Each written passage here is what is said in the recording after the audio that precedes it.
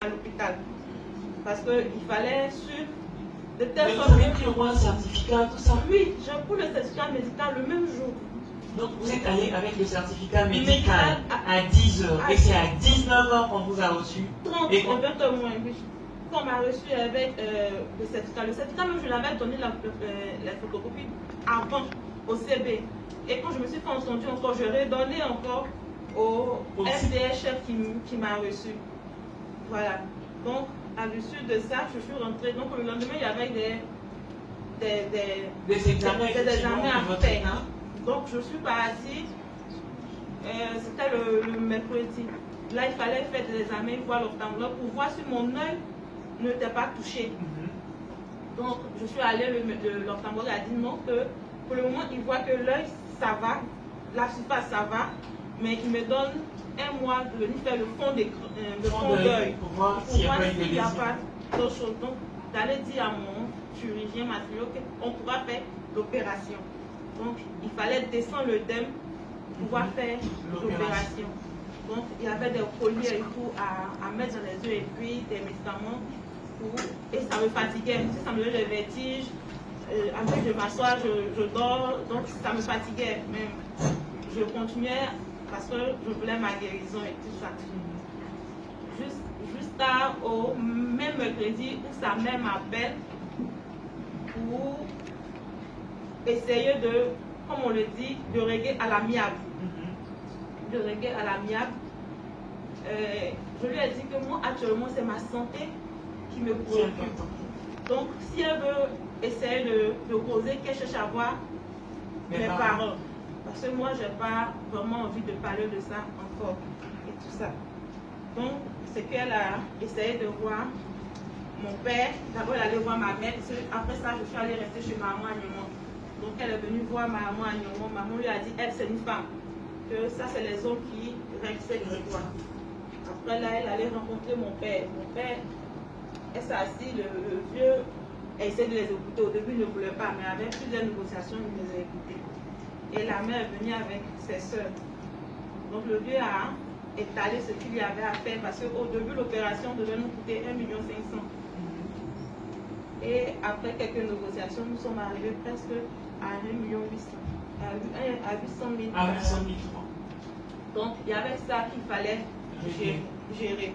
Donc, le vieux a étalé ça pour dire non que voilà la situation dans laquelle on se trouve.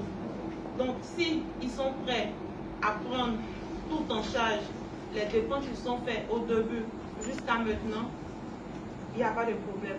Et c'est là que ça me fait sortir qu'elle vient juste nous aider à une hauteur de 500 000 francs. Donc là, le vieux n'a pas digéré, il a dit non, que si c'est ça, c'est pas la peine. Et par politesse, il a demandé qu'il rentre chez eux. Et c'est le même jour où j'avais dit, je me suis dit, si ils étaient entendus avec mes parents, je retirais ma plainte. Comme je le dis, c'était honteux. Donc je ne voulais pas que cette histoire arrive. Soit exposée. Voilà. Mais ils ne se sont pas entendus. Et c'était le jeudi. Entre mon opération devait se faire le vendredi 8. Donc le vendredi, j'étais programmée, je suis rentrée au bloc à 14h, 14h30 par là. Où je fais 2h30, 3h au bloc. Et c'était quel type d'opération? C'était pour changer carrément l'os qui protège mon œil.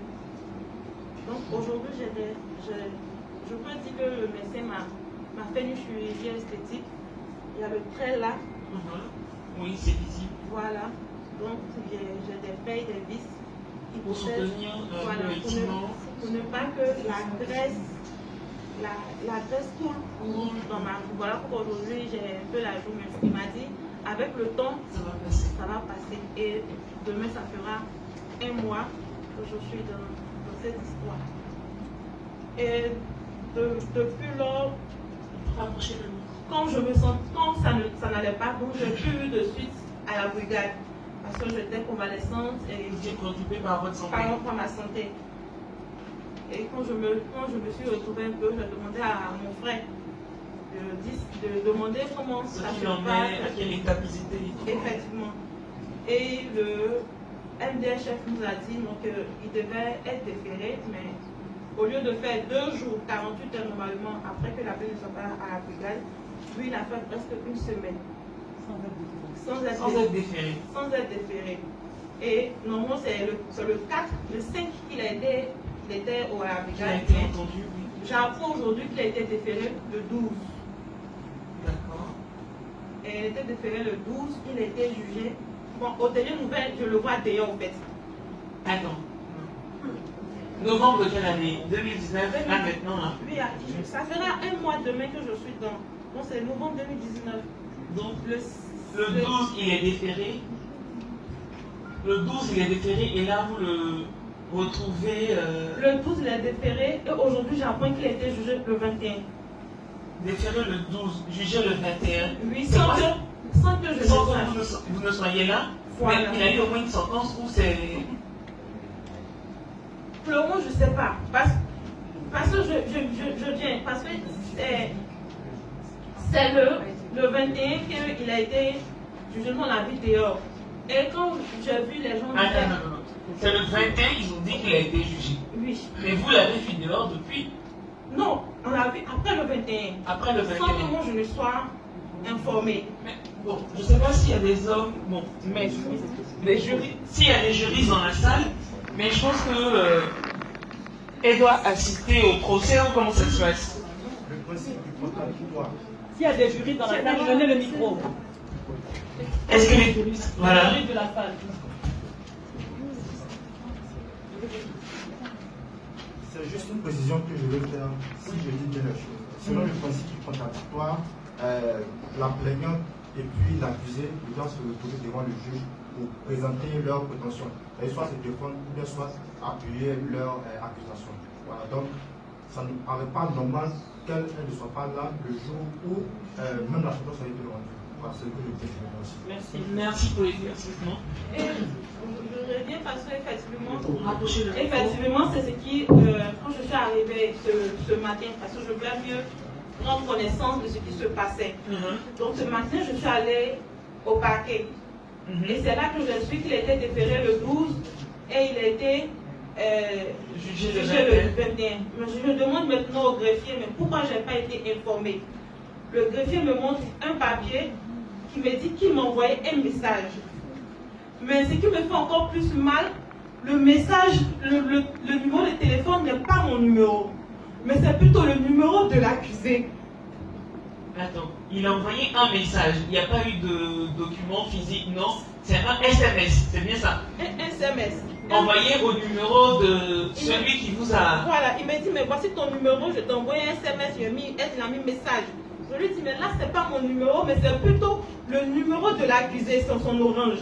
Il dit, mais tu vois que c'est devant l'accusé, c'est son 08, mais tout le monde a deux numéros et moi j'en ai 4. Voilà, donc c'est son orange à la place de moi qui est sur la plaignante, c'est lui son numéro qui est là.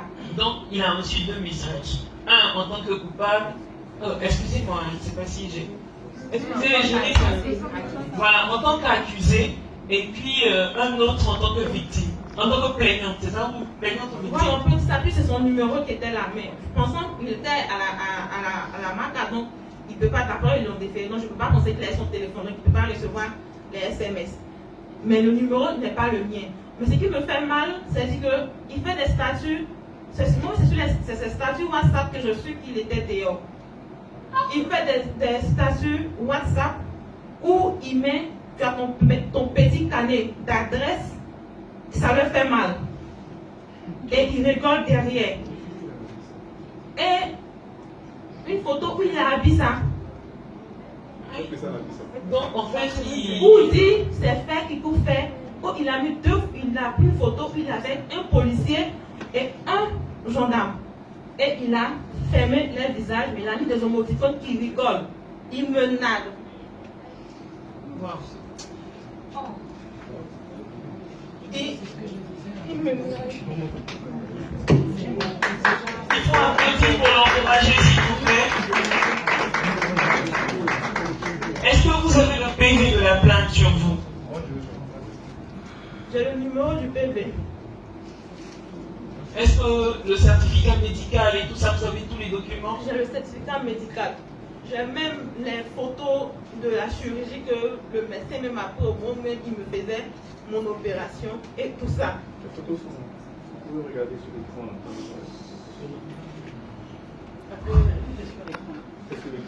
On va encore applaudir s'il vous plaît pour l'encourager. Qu'est-ce que vous comptez faire en fait? Moi je veux savoir. Qu'est-ce que vous comptez faire? De quoi avez-vous besoin là maintenant? J'ai besoin que justice soit faite.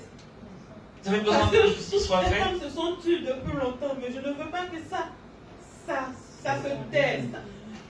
Trop c'est trop. Je ne veux pas que ça reste impuni. On ne peut pas à chaque fois battre une femme dans ce pays et ça va rester comme ça.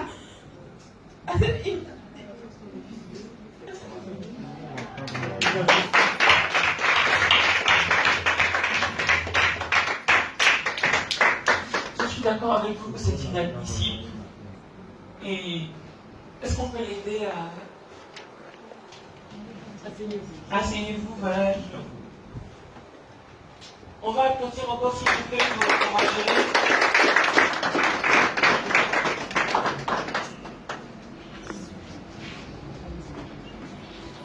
Madame Prato. Alors, Madame, nous voulons vous exprimer toute notre compassion